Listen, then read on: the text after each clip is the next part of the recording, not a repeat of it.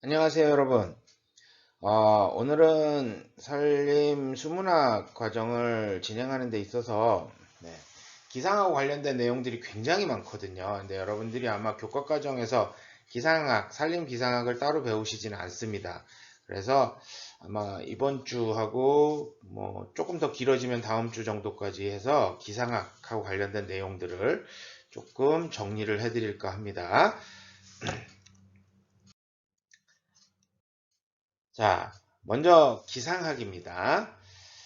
기상학은 대기 순환 부분을 다루고 종종 대기 현상의 과학으로 정의되기도 합니다. 그리고 우리가 일반적으로 기상학을 관찰과학이라고 이야기를 하죠.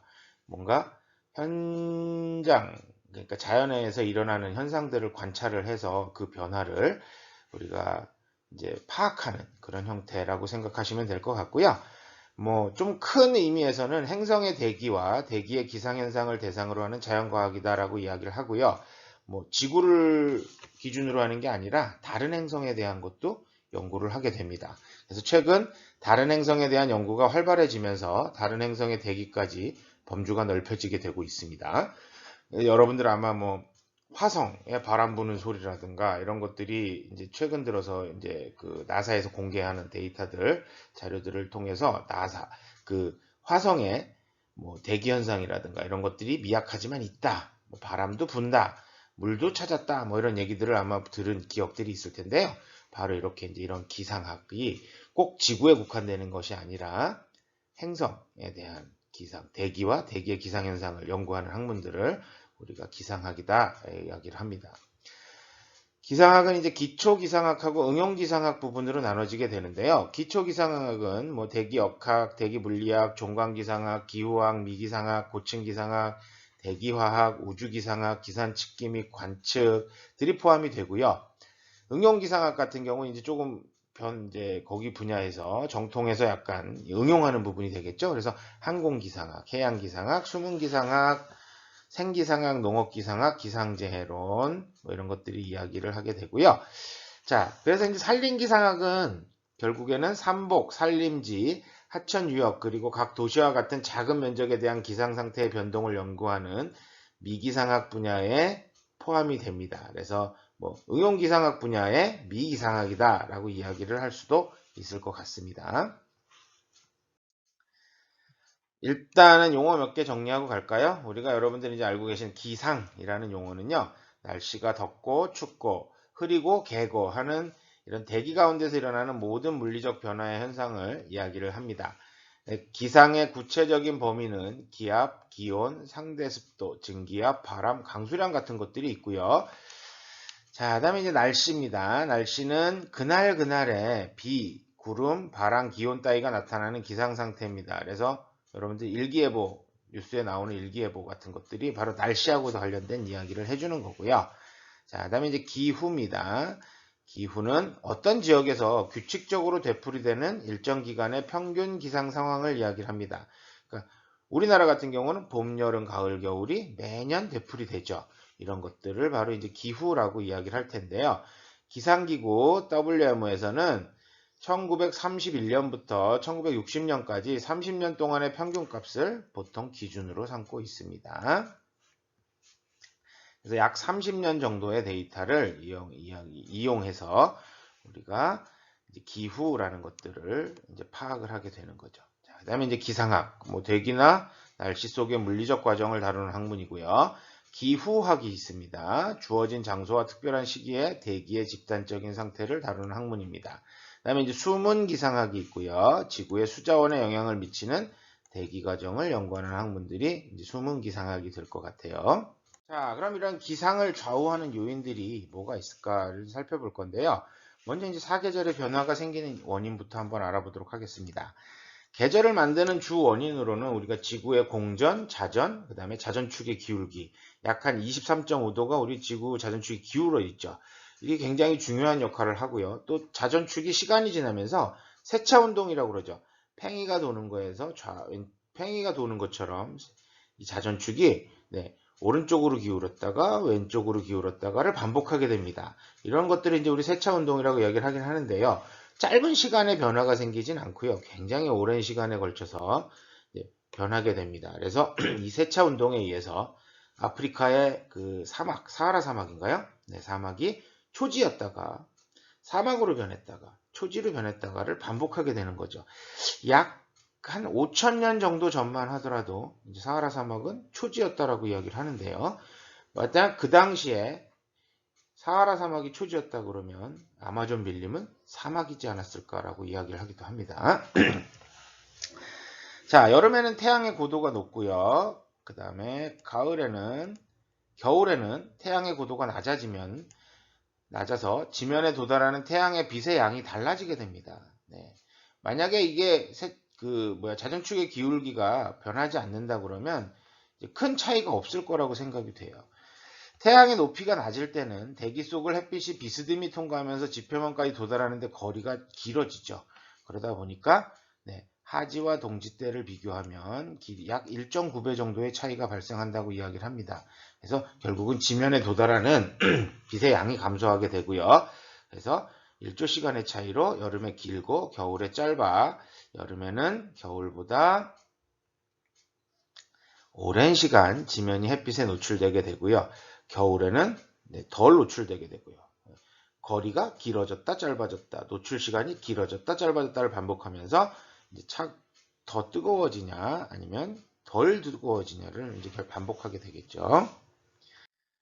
자, 다음에 이제 지구 복사가 있습니다. 그래서 항상 수지가 맞는다 그랬죠? 100%가 들어오면 100%를 돌려줘야 됩니다. 열의 전달 방법에는 우리가 일반적으로 전도, 복사, 대류 이렇게 세 가지가 있는데요. 지구는 복사 에너지를 태양으로부터 흡수해서 데워지고요. 데워진 지구는 그 열을 주로 복사에 의해서 지표면 부근의 공기에 전달하고요. 대류 현상에 의해서 지구를 둘러싸는 공기 전체에 열을 전달하고 있습니다.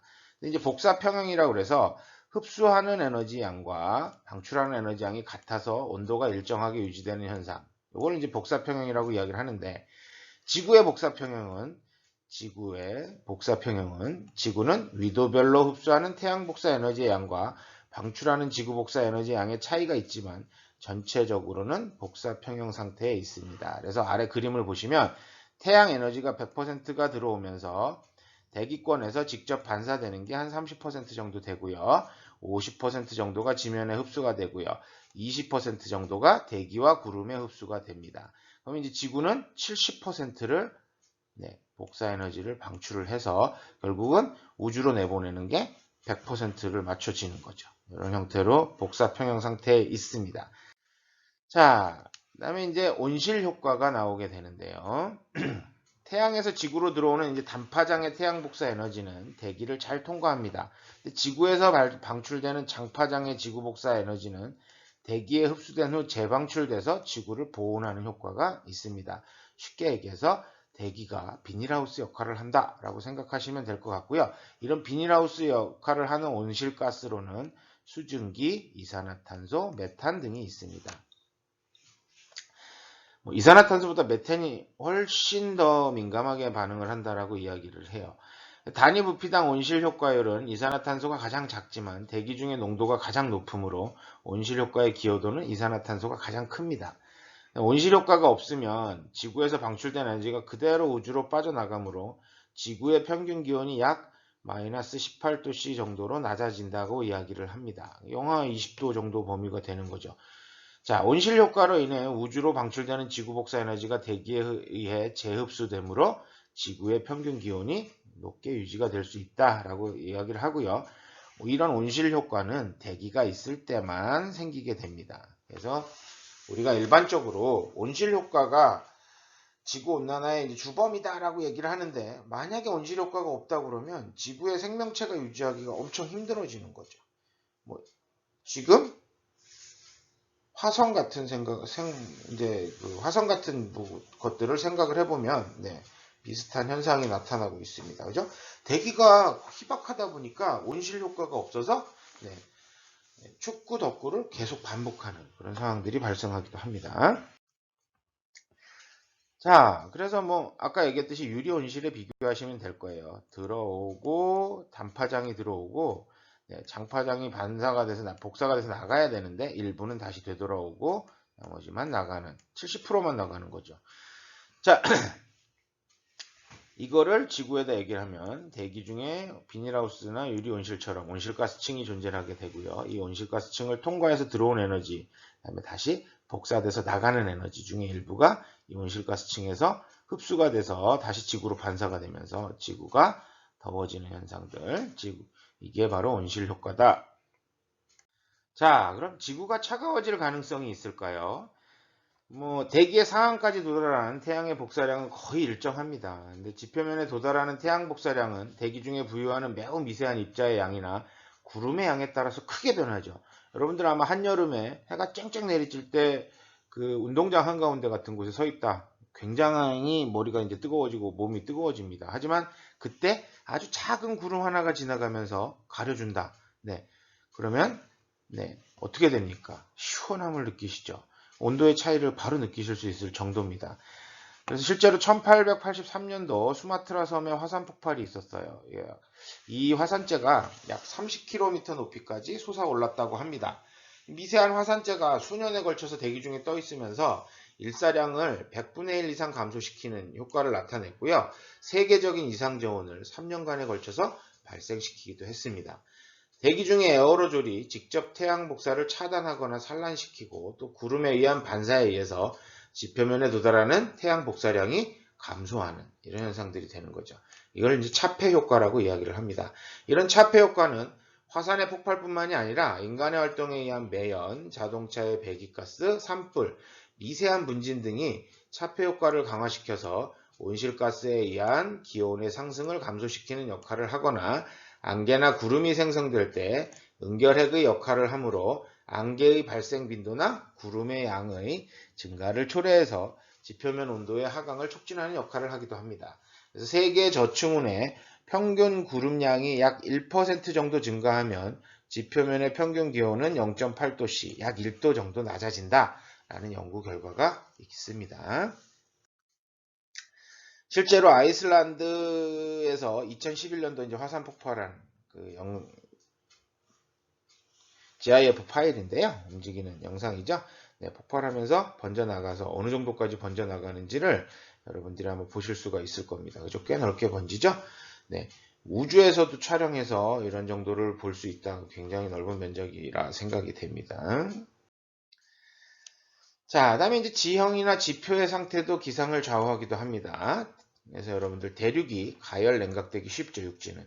해양은 대륙보다 훨씬 열의 보존을 계속해서 온도 변화가 작고 완만하죠. 그래서 낮에는 육지가 먼저 뜨거워지고요. 바다는 천천히 데워지고 밤에는 육지는 먼저 냉각이 되고 바다는 천천히 냉각이 되면서 바다가 더워져서 해류풍이 부는 그런 현상이 발생하게 되는 거죠. 자, 산악지형은 대규모의 대기의 흐름에 직접 작용을 해서 흐름을 흐트러지게 하거나 특유의 기상현상을 발생시키고요. 대기의 흐름을 막고 변형시켜서 그 지역의 일기에 영향을 미치기도 합니다. 그래서 아시아 지역의 계절풍도 티베트 고원이나 히말라야 산맥이 없으면 발생하지 않는다라고 생각을 하시면 될 거예요. 자, 이 기다란 히말라야 산맥이 있기 때문에 바다에서 불어오는 바람에 영향을 받게 되는 거죠. 자, 다음 이제 물의 순환과 관련된 내용입니다. 우리가 그 수문학, 산림수문학을 진행하면서 처음에 했던 이야기 중에 하나죠. 워터 사이클, 하이드롤로직 사이클, 워터 사이클 이야기를 합니다. 지구의 물은 항상 움직이죠. 지구에서 순환하는 과정을 우리가 물의 순환이다 라고 이제 정의를 하고 있습니다. 지구상의 물이 대기 지표 지하를 통해서 순환하는 과정이었고요. 이 부분은 설명을 했으니까 간단하게 넘어갈게요. 강수, 차단, 침투, 저류, 유출, 증발산, 지하수류, 토양 침식, 계류, 하천에 의해서의 흐름, 그다음에 사력의 운반, 홍수 등의 현상을 포함하는 것들을 물의 순환이라고 이야기를 합니다. 자, 실제로 지구상에서는 소금물이 97.5%를 차지하고 있고요. 민물, 담수는 2.5% 정도밖에 없습니다. 지하수는 지구 표면 아래에서 빠져나가기까지 약 10,000년 이상이 걸립니다. 그래서 침누 배우셨죠? 그래서 지하수위를 형성하게 되고요. 이 지하수가 다시 이제 지표로 나오기까지 굉장히 오랜 시간이 걸린다라고 얘기를 하고요. 특히 오래된 지하수는 우리가 거의 화석수라고 부르기도 합니다. 그래서 이제 깊이 파고 들어가면 들어갈수록 관정을 오래된 물들을 만나게 되는 거죠. 그래서 뭐 아마 여러분들이 드시는 생수 100만 년 전에 물일 수도 있습니다. 100만 년 전에 하늘에서 내린 비가 지금 여러분들이 드시는 생수가 될 수도 있다라고 생각을 해보시면 될 거예요. 자, 흙 속에 들어있는 이런 물들은 거의 스며들지 않으며 증발하고 있고요. 발산하고 그다음에 흘러서 빠져나가는 등의 현상에 따라 빠르게 손실되기 때문에 매우 짧은 시간 동안 남아 있습니다. 증발한 뒤 물은 대기에서 9일 정도 남아 있습니다. 대기 중에 머물던 물은 강수 현상을 거쳐서 응축해서 지상으로 떨어지는 과정을 반복하게 되는 거죠. 자, 그래서 뭐 이런 그림 형태가 되는 거죠. 전에도 보여드렸던 거죠. 증발이 있고요. 그죠? 이제 대기 중에서 구름에서 응축이 오면서 비가 돼서 지상으로 내려오면 지표수, 그다음에 지하수 이런 형태로 이동을 해서 다시 나옵니다. 증발산에 의해서 또 하늘로 올라가고요. 그래서 물수지, 물의 순환이 이루어지게 되는 겁니다. 자, 이번엔 대기 관련된 내용입니다. 자, 이번엔 대기의 구성 성분들을 한번 알아보도록 할게요. 대기의 구성 성분은 수증기가 들어있지 않는 이제 건조 공기 속에 기준으로 할 때 질소가 약 78%, 산소가 21%, 아르곤이 0.93%, 이산화탄소가 0.03에서 0.04 정도, 그리고 미량 기체들로 이루어져 있습니다. 산소는 생명체 생존의 필수 요건이고요. 생물권에 의해 유지되고 있죠. 이산화탄소, 수증기, 메테인 등 온실가스 기체들이죠. 이런 것들은 대기 전체 질량에 비해서 매우 작은 양에 불과하지만 현 기후 유지 변화에 있어서는 상당히 중요한 역할을 하면서 또 심각한 역할을 초래하기도 합니다. 그래서 과거에 몇십억 년 전에 초기의 지구에는 이산화탄소가 97%였고요. 기타가 한 3% 정도 됐었습니다. 지구가 굉장히 뜨거웠을 거라고 생각이 됩니다. 네, 이제 광합성을 하는 생명체가 나타나기 시작하면서 대기 중에 이산화탄소가 산소와 질소 이런 형태로 바뀌어지죠. 이산화탄소는 다 식물체에 축적이 되는 형태들이 될 겁니다. 자, 그렇다 그러면 반면에 이제 기온을 조절하는 대기 자체가 없는 달의 경우에는 해가 비추는 낮의 평균 표면 온도는 영상 107도 정도 되고요. 밤의 온도는 영하 153도 정도가 된다고 이야기를 합니다. 이와는 반대로 온실가스로 대기가 가득 찬 금성의 평균 대기 온도는 약 한 476도 정도라고 이야기를 하고 있어요. 원시 시대의 지구 대기 상태는 어땠을까? 아까 말씀드린 것처럼 이산화탄소가 97% 정도로 가득 차 있었죠. 지구가 생성된 후 수많은 작은 행성들의 충돌이 있었고요. 이 충돌로 인해서 지구 표면에 휘발성 성분들이 증발돼서 지구 대기를 형성하게 되는데요. 이 휘발성 성분의 대부분이 수증기와 온실가스인 이산화탄소로 되어 있었고요. 수증기는 지구가 냉각되면서 비가 되어서 바다를 이루고 결국은 대기에는 이산화탄소만 남게 됩니다. 그렇다면 최근 대기의 이산화탄소 농도 2000년대에 들어서면서 약 0.038, 0.039 이렇게 얘기해요. 한 380 ppm, 390 ppm 정도 됩니다. 자, 그러면 지구 전체를 했던 이 이산화탄소들 다 어디로 갔습니까? 다 바다에 녹아서 석회암과 같은 암석의 형태로 변하기도 하고요. 원시 바다에 살았던 녹색 미생물과 고생대 석탄기에서 형성된 거대한 숲에 있는 나무들이 광합성을 통해서 대기 중에 이산화탄소를 고정했고요. 대기 중에 이산화탄소 농도가 현재 지구의 생물들이 살기에 적절한 대기 온도를 유지시켜 줄 수 있는 정도로 줄어들게 되었다라고 생각을 하시면 될 것 같습니다. 지속적으로 변화하는 거죠. 대기 중에 이산화탄소 농도가 올라가면 어떻게 돼요? 지구가 더워지는데 식물들은 정말 좋은 거죠. 햇볕 쨍쨍 내리치고 따뜻하고 이산화탄소 풍부하고 식물들이 훨씬 더 성장을 잘하게 될 것이고요. 식물들이 생장하면서 대기 중에 이산화탄소를 흡수해서 자연스럽게 다시 이산화탄소의 농도는 줄어들면서 온도는 낮아질 테고요. 식물의 생장은 또 다시 줄어드는 이런 게 반복이 되는 거죠. 순환이 되는데 그 과정에서 이산화탄소가 줄어들어야 되는데 인류에 의해서 숲이 파괴가 되고 이산화탄소 흡수원이 파괴가 되고 또 무항정인 굉장히 많은 양의 이산화탄소를 배출을 하고 이러다 보니까 식물들은 점점 더 커질 것이고요. 이산화탄소의 농도는 계속 늘어나고요. 이런 기현상들이 인류에 의해서 초래되고 있는 그런 현실이 되겠습니다.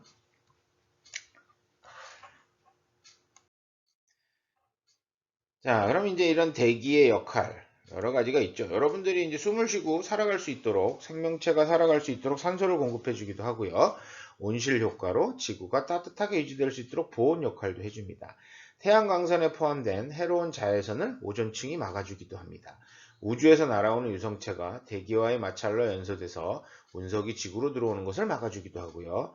저위도에 남는 에너지를 고위도로 이송해서 지구 평형을 유지하는 데 이용하기도 합니다. 자, 그러면 이번엔 이제 대기의 구조에서 대기권의 구조를 한번 알아볼게요. 일반적으로 우리가 대륙권, 성층권, 중간권, 열권 형태로 대기를 구분을 합니다. 그래서 대기권이 지구를 둘러싸고 있는 이제 공기의 층 우리가 이야기를 하는데 지상 약 1000km 정도의 높이까지 해당을 합니다. 대기의 99%는 지표면으로부터 높이 약 32km 정도 내에 분포합니다. 그래서 보통 대륙권하고 성층권 아래, 오존층 아래 정도까지 해서 존재를 하게 되죠. 그래서 지표면으로부터 높아질수록 기온이 내려가고요. 그 분포에 따라서 대륙권, 성층권, 중간권, 열권 형태로 구분된다고 방금 말씀을 드렸었죠. 그래서 거의 이 비행기가 날 수 있는 이 높이 정도까지 이제가